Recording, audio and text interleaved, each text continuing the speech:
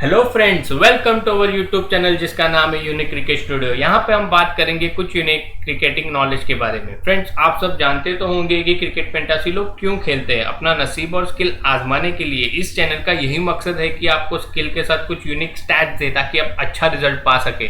तो चलिए बिना देरी के शुरू करते हैं। आज का मैच नंबर 26 खेला जाएगा आरसीबी वर्सेस पीबीकेएस के बीच में।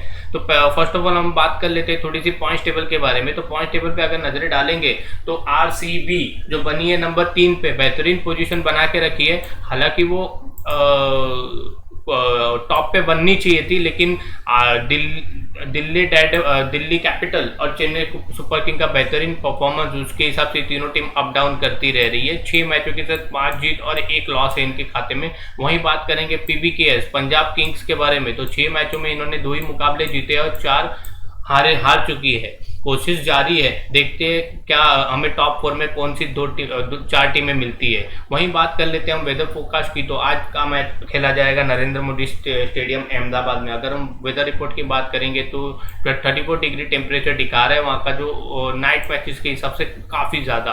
वाइंड गस्ट देखेंगे तो कुछ खास नहीं, 26 किलोमीटर पर आवर के हिसाब से हवाएं चल रही है। ह्यूमिडिटी लेवल 18% दिखा रहा है और 8% ड्यू भी दिखा रहा है। अब हमने नोटिस किया है ड्यू 2 मैच से ड्यू आने रही, लेकिन फर्स्ट मैच में ड्यू काफ़ी ज़्यादा आई थी। तो कुछ भी हो सकता है, वो हमें मैच पे पता लगेगा, लेकिन मोस्ट प्रोबेबली ड्यू नहीं आनी चाहिए अगर 2 मैचेस से आ रही है तो। वहीं बात करेंगे हम 1 मैचेस उसके पहले की, जो फर्स्ट मैच हुआ था आईपीएल ये सीजन का, तो वहां पे बहुत ड्यू आई थी, तो वो भी आ सकती है। वो तो हमें मैच के वेदर रिपोर्ट बोल रहा है कि ड्यू आएगी। अब कितनी आती है, कब आती है, वो हमें मैच पे ही मालूम पड़ेगा। क्लाउड्स कवर देखेंगे हम तो 80% क्लाउड्स ने कवर करके रखा है, यानी फास्ट बॉलर को काफ़ी हेल्प करेगी विकेट, ऐसा हमें वेदर रिपोर्ट बोल रहा है। वहीं बात करेंगे हम ग्राउंड स्टैटिस्टिक्स की। तो ग्राउंड स्टैटिस्टिक्स में ये मैच खेला जाने वाला है नरेंद्र मोदी स्टेडियम अहमदाबाद में। ये आप सभी को मालूम है, जहाँ पे फास्ट बॉलर डोमिनेट कर रहे हैं अब तक। लेकिन कल जैसे कि मैंने आपको बोला था, स्पिनर्स का रोल काफ़ी इंपॉर्टेंट है।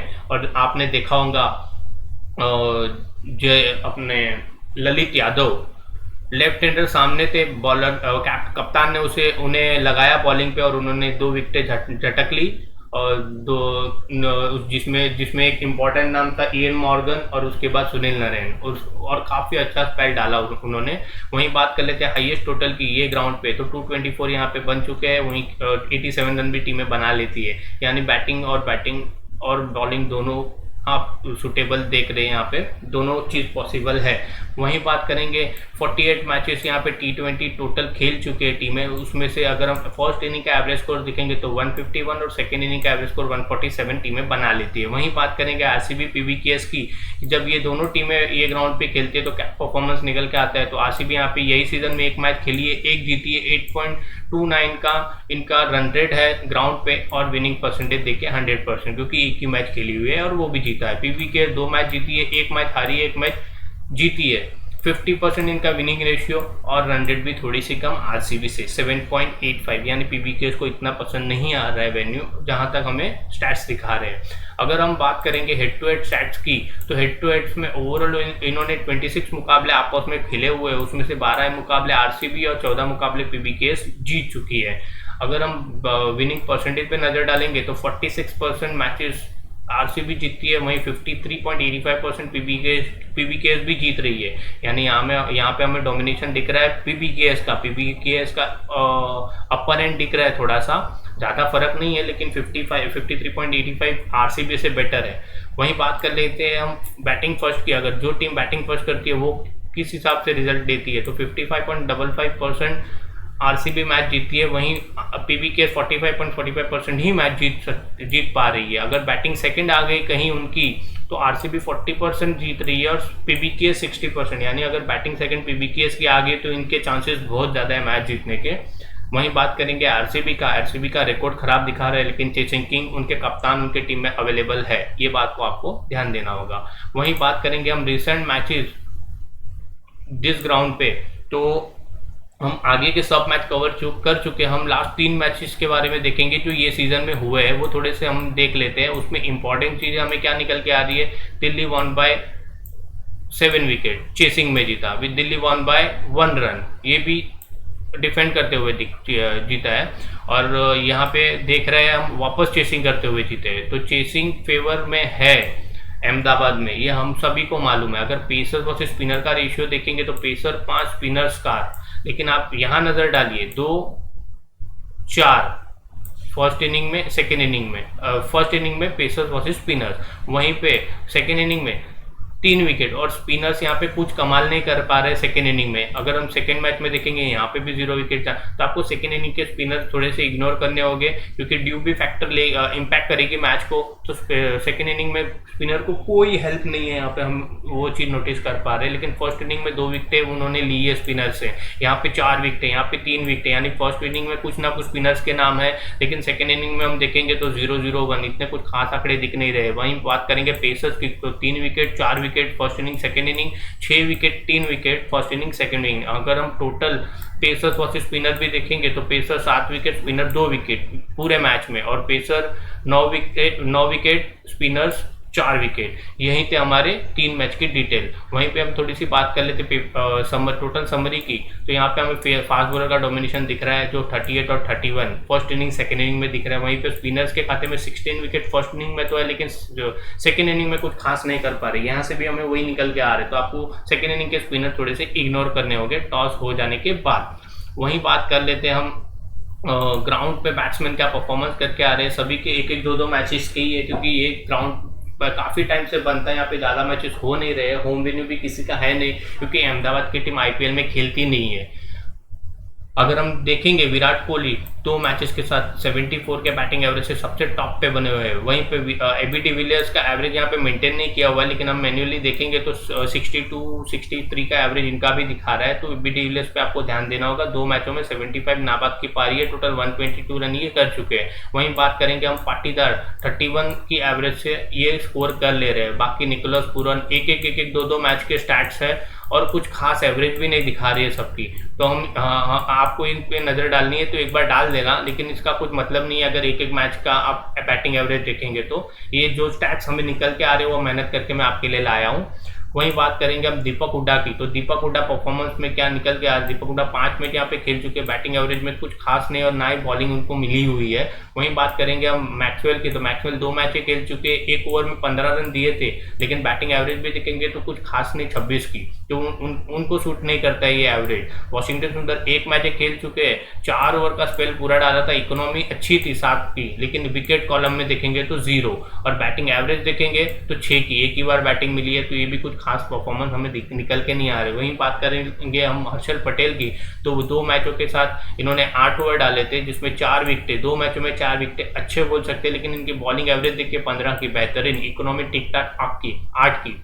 वहीं बात करेंगे युजवेंद्र चहल की, तो इन्होंने भी 2 मैच खेले हुए, 2 विकेटें इनके नाम है, 7 की इकोनॉमी, लेकिन बॉलिंग एवरेज पे आप नजर डालेंगे तो ये 2 आरसीबी के और से बढ़िया पिक निकल के आ रहे हैं, जो हमें स्टैट्स दिखा रहे हैं। वहीं बात करेंगे शमी की, 1 मैच में 1 विकेट इनके नाम है, 6 का इकोनॉमी, अच्छा बोलेंगे टी20 के हिसाब से। वहीं हरदीप सिंह 2 मैचों में 1 विकेट इनके भी नाम है, लेकिन इकोनॉमी काफ़ी ज़्यादा 10 की।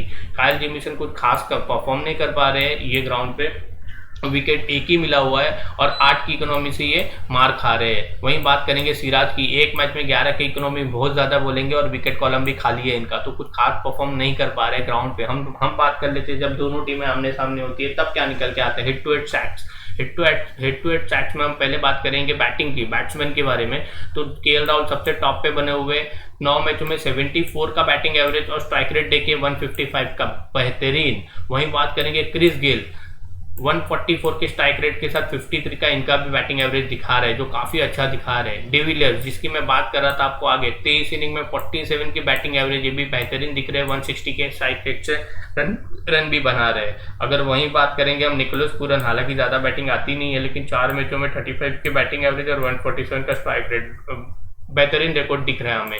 वहीं बात करेंगे हम आरसीबी के कप्तान विराट कोहली की, 25 मैच खेल चुके, एवरेज कुछ खास नहीं 30 का टी20 के मुकाबले, और स्ट्राइक रेट भी इतना कुछ खास नहीं, यानी हम नोटिस कर पा रहे हैं कोहली काफ़ी परेशान हो रहे हैं पीबीकेएस के बॉलर्स के सामने। वहीं बात करेंगे मयंक अग्रवाल भी कुछ खास नहीं कर पा रहे, 9 मैचों में 22 की बैटिंग एवरेज, 125 का स्ट्राइक रेट, कुछ खास नहीं कर पा रहे। देवदत्त पडिक्कल सिर्फ 10 की बैटिंग एवरेज, 136 का स्ट्राइक रेट, ये भी कुछ खास कर नहीं पा रहे हेड टू हेड परफॉर्मेंस में। हम बात कर लेते हैं ऑलराउंडर्स के बारे में, तो ऑलराउंडर्स में दीपक हुड्डा 10 मैच खेले हुए, 1 ही विकेट है उनके नाम, और इकोनॉमी भी देखिए ज़्यादा, यानी इनको ज़्यादा बॉलिंग करने का मौका नहीं मिला है, लेकिन बैटिंग एवरेज भी देखेंगे तो कुछ खास नहीं 8 की। लेकिन वहीं बात करेंगे वॉशिंगटन सुंदर 5 मैचों में 26 की बैटिंग एवरेज, बेहतरीन बैटिंग एवरेज, और विकेट टेकेंगे तो 2 विकेट इनके भी खाते हैं। मैं तो ग्रैंड लीग पे इन पे थोड़ी सी नज़र रखना। मैक्सवेल 2 मैचों में 6 की बैटिंग एवरेज दिखा रही है और बॉलिंग की नहीं है इतनी खास। 11 की बैटिंग एवरेज, यानी 1-2 ओवर डाले रहेंगे, इसके लिए हमें इतनी ज़्यादा दिख रही है। तो कुछ खास परफॉर्मेंस निकल के नहीं आ रहे हैं यहाँ से हेड टू हेड चैट में ऑलराउंडर की ओर से। अगर हम बात करेंगे performance against each other head to head bowlers के बारे में, तो युजवेंद्र चहल का नाम इन पे टॉप पे दिख रहा है। 14 मैचों में 17 की बॉलिंग एवरेज, इन पे आज आपको ग्रैंड लीग में भी आप रिस्क ले सकते हैं। बहुत अच्छा रिकॉर्ड दिखा रहे हैं। अगर ये फर्स्ट इनिंग में बॉलिंग करते हैं तो सेकेंड इनिंग में इतना परफॉर्म नहीं कर पाएंगे, क्योंकि ड्यू शायद इम्पैक्ट करेगी गेम को। प्लस सेकेंड इनिंग में बॉल बैट पे अच्छा आ रहा है, चेसिंग इजी नजर आ रही है, तो सेकेंड इनिंग में इतना हेल्प नहीं कर सकते। लेकिन फर्स्ट इनिंग में आपको इन पे जरूर नजरें रखनी है। अगर फर्स्ट इनिंग में बॉलिंग करते हैं तो आपकी ग्रैंड लीग में कप्तान बना के छोड़ देना आपको बहुत हेल्प कर सकता है। 8 की इकोनॉमी के साथ ये इकोनॉमी भी इनकी 8 की बेहतरीन। वहीं बात करेंगे अर्शदीप सिंह की, 1 मैचों में 20 का बॉलिंग एवरेज इनका भी दिखा रहे, इकोनॉमी 10 की बहुत ज़्यादा बोलेंगे। हर्षल पटेल, बाकी हमारे सामने ये जो परफॉर्मर है कुछ खास नहीं कर पा रहे, इनकी इकोनॉमी भी देखिए, हालांकि बॉलिंग एवरेज भी इतनी खास नहीं है, लेकिन ये स्टैट्स जो मुझे मेहनत करके मैं आपके लिए लाया हूँ वो आप जरा सा देख लीजिए। विकेट देखेंगे तो विकेट कॉलम में सब पर मैच पर विकेट के हिसाब से दिख रहे, कुछ ज़्यादा अंधाधुंध परफॉर्मेंस हमें दिख नहीं रहा है। हम बात कर लेते हैं डायरेक्ट प्रोबेबल 11 के बारे में। अगर प्रोबेबल 11 पे हम नजर डालें आरसीबी की, तो 99% प्रोबेबल 11 यही होगी। लेकिन लास्ट मैच में जैसे मैंने बोला था कि रजत पाटीदार और शाहबाज अहमद ये टीम से अंदर बात करते जा रहे हैं, क्योंकि कोई प्रॉपर परफॉर्मर निकल के नहीं आ रहे। ना रजत पाटीदार कुछ अच्छा परफॉर्म कर पा रहे हैं, ना ही शाहबाज अहमद। तो ये टीम से अप डाउन दोनों एक्सचेंज ऑफर में चलते जा रहे हैं। वहीं बात करेंगे हम सचिन बेबी, ये एक अच्छा ऑप्शन हो सकता है आरसीबी के लिए। अगर इनको तीसरा नाम यूज करना है तो ये दोनों को टीम से बाहर करके सचिन बेबी को टीम में एंट्री मिल सकती है। वहीं अगर नए प्लेयर हम देखेंगे तो मोहम्मद अजहरुद्दीन, ये भी काफी अच्छे हिटर है। हालांकि वन डाउन पोजीशन इनको ज्यादा सूट नहीं करेगी क्योंकि ये ओपन करते हैं, लेकिन ये भी टीम एक्सचेंज कर, अगर टीम बेंच स्ट्रेंथ चेक करना चाहे, अगर रजत पाटीदार और शाहबाज अहमद से थक गई हो टीम, तो ये बाकी के प्लेयर अच्छे ऑप्शन निकल के आ सकते हैं आरसीबी के लिए। वहीं मैं बात करूंगा थोड़ी सी डैनियल सैम्स के बारे में। लास्ट मैच में हालांकि मैंने बोला था ये प्लेइंग 11 में वापसी करेंगे और इन्होंने वापसी की, लेकिन इनसे 2 ही ओवर करवाया गया और बैटिंग आई नहीं, तो शायद इनको वापस बॉलिंग की आपको ज़रूरत ज़्यादा है तो आप डैनियल क्रिस्टियन को वापस टीम में ला सकते हैं डैनियल सैम्स के जगह पे। वहीं बात कर लेता हूं मैं, हम बात कर लेते हैं थोड़ी सी पीबीकेएस के बारे में। अगर पीबीकेएस के नज़रों से हम देखें तो पीबीकेएस के 99% जो प्लेइंग 11 है वो यही रहने वाली है। लेकिन अगर कुछ चेंजेस करती है टीम तो मेरे हिसाब से क्रिस गेल, इनका बल्ला कुछ ज़्यादा बोल नहीं रहा, हालांकि हिट टू हिट रिकॉर्ड्स काफ़ी अच्छे, लेकिन क्रिस गेल को टीम से बाहर का रास्ता देखना पड़ सकता है, क्योंकि डेविड मिलन T20 के नंबर 1 बैट्समैन यहाँ पे बैठे हुए बेंच पे, तो इनको टीम अगर मौका दे तो क्रिस गेल को 1 मैच आराम करके इनको दे सकती है, क्योंकि पंजाब के पास अब ज़्यादा टाइम नहीं है कुछ ज़्यादा वेट करने का, क्योंकि वो पॉइंट टेबल में ऑलरेडी नीचे। अगर यहाँ से वो 2-3 मैच हारती है तो शायद टूर्नामेंट के बाहर चली जाएगी। तो ये एक मौका हो सकता है कि डेविड मिलन प्लेइंग 11 में वापसी करे। क्रिस गेल या निकोलस पूरन, ये दोनों में से एक के जगह पे डेविड मिलन खेल सकते हैं। और वहीं बात करूंगा मैं इंडियंस प्लेयर्स की, तो इंडियंस प्लेयर्स में आप देखेंगे तो मनदीप सिंह ये बेंच पे बैठे हुए, अभी इनका रिकॉर्ड बहुत ही बढ़िया है, लेकिन दीपक हुड्डा जो परफॉर्मेंस दे रहे टीम को, तो कुछ पॉसिबल चेंजेस लग नहीं रहे कि यहाँ से कुछ इंडियन प्लेयर्स को मौका मिल सकता है। वहीं मैं बात करूंगा एक छोटी सी और एक पॉसिबल चेंजेस की, तो जायल रिचर्डसन प्लेइंग 11 में मेरे हिसाब से वापसी करनी चाहिए, क्रिस जॉर्डन या मोसिस हेनरिकन्स के जगह पे। बस यही चेंजेस हो सकते हैं, पॉसिबल चेंजेस जो पीबीकेएस कर सकती है अपनी टीम में, बाकी कोई ज़्यादा चेंजेस होने नहीं चाहिए मेरे हिसाब से। हम बात कर लेते हैं directly safe choices and unique choices के बारे में। तो सेफ चॉइसेस उनके लिए जो स्मॉल लीग खेलना पसंद करते हैं। आपको स्मॉल लीग में इन्हीं में से कैप्टन वाइस कैप्टन चूज करके अपनी टीम फॉर्म करनी होगी, जिनमें सबसे पहला नाम Virat Kohli, KL Rahul, Glenn Maxwell, Mayank Agarwal, AB de Villiers और क्रिस गेल। हालांकि यहाँ पे मयंक अग्रवाल का नाम मैं स्मॉल लीग में ले रहा हूँ क्योंकि वो सेफ है, लेकिन ग्रैंड लीग में आपके लिए अच्छे पिक बन सकते हैं। काफ़ी टाइम से खामोश आज परफॉर्म करके दे सकते हैं, सामने बेहतरीन विकेट है और ओपनिंग कर रहे हैं, तो आपको इन पे ग्रैंड लीग पे थोड़ी सी नज़रें रखनी होगी। वहीं मैं बात करूंगा यूनिक चॉइसेस के बारे में। तो यूनिक चॉइसेस में हमारे पास क्या निकल के आ रहा है, सबसे पहला ना वॉशिंगटन सुंदर, इनको बैटिंग ऑर्डर में काफ़ी प्रमोट कर रहे हैं विराट कोहली, प्लस सामने लेफ्ट हैंडर से निकोलस पुरान है, क्रिस गेल है, तो ये अच्छा परफॉर्म कर सकते हैं कभी किसी भी वक्त। आपको ग्रैंड लीग में इन्हें मिस करना ही नहीं है क्योंकि बैटिंग बॉलिंग दोनों कर रहे, कहीं इन्होंने 4 ओवर पूरे अपने कंप्लीट करवा दिए, प्लस बैटिंग भी आ गई, बैटिंग में भी 40-50 रन कर दिए तेजी से, तो आपके लिए ग्रैंड लीग में बढ़िया पिक निकल के आ सकते हैं। वहीं मैं बात करूंगा रजत पाटीदार, क्योंकि इन्हें परफॉर्मेंस की बहुत ज़रूरत है, क्योंकि अगर ये अगर आज प्लेइंग 11 में आते हैं और अगर परफॉर्म नहीं करते तो शायद ये टीम इन्हें स्किप कर दे, इसके बाद मौके ना दे, तो ये आपके लिए ग्रैंड लीग में बढ़िया परफॉर्मेंस दे सकते हैं। वहीं पडिक्कल, इनको एक्सप्लेन करने की कोई ज़रूरत ही नहीं है, वो आप सभी को मालूम है, उन्होंने एक बार अभी शतक लगा दिया है 3-4 मैच में, इसीलिए हमारे तीसरे नंबर पे है क्योंकि सबकी नज़रें इस पे है। लेकिन इनका प्रॉब्लम यह है कि अभी 3-4 मैच से, लास्ट 3-4 मैच से कुछ ज़्यादा परफॉर्मेंस दे नहीं पा रहे, तो वापस नजरें सबकी हट गई है, तो आप इन पे रिस्क ले सकते हैं। वहीं मैं बात करूंगा रेस की पोजीशन में काइल जेमिसन, ये बहुत ही बेहतरीन बॉलर है, न्यूजीलैंड की ओर से खेलते हैं, इंटरनेशनल बॉलर है, इनको जो पिच से एक्सपेक्टेड है, बाउंस और फास्ट, वो दोनों चीज़ें इनके बॉलिंग में दिख रही है, तो ये आपको कभी भी अगर इनको कप्तान ने अच्छे से यूज़ किया तो ये डेथ में भी विकेट निकाल के दे सकते हैं, प्लस शुरुआत में कॉलेप्स कर सकते हैं, तो आपको इन पे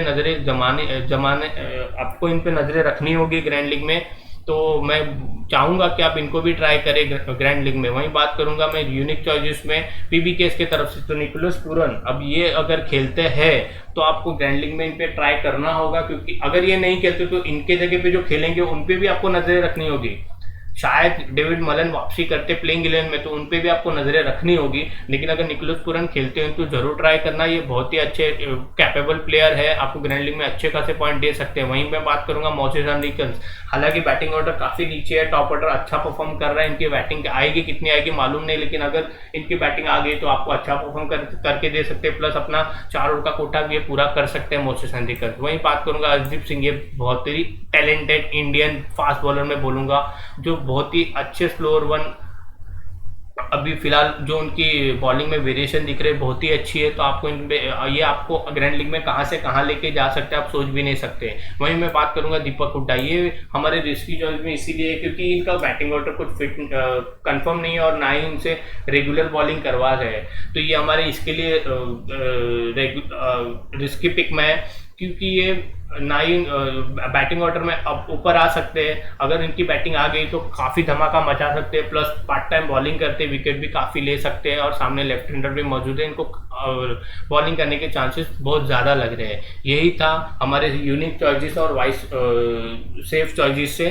आप इन्हीं का कॉम्बिनेशन, अलग अलग सेफ और यूनिक का अलग अलग कॉम्बिनेशन बना के ट्राई करिए ग्रैंड लीग में और अच्छा रिजल्ट पाइए। थैंक यू गाइस, अच्छा विनिंग करना, गुड बाय, मिलते हैं अगले वीडियो में कुछ नए यूनिक सोच के साथ।